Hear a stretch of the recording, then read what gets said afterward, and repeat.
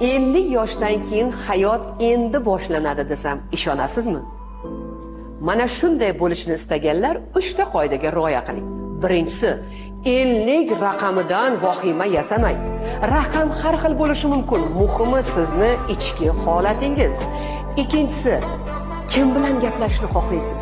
Kim bilan yaqinlashishni xohlaysiz? Kim bilan suhbatlashish sizga yoqadi? Mana shunday davralarga boring va aslo yoqmaydigan odamlar bilan yaqinlashmang. Va uchinchisi, o'zingiz nimani xohlaysiz? Ana shu bilan shug'ullaning. Qancha payt bolalarni katta qilayotib, uylab joylaguncha o'z xohishlaringizni ortga surdingiz.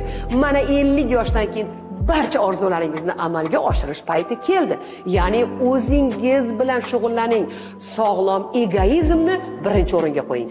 Agar mana shunday yashashni boshlasangiz, hayot endi boshlanganini o'zingiz sezasiz. Ushbu videoni 50 yoshdan oshganlarga yuborib qo'ying.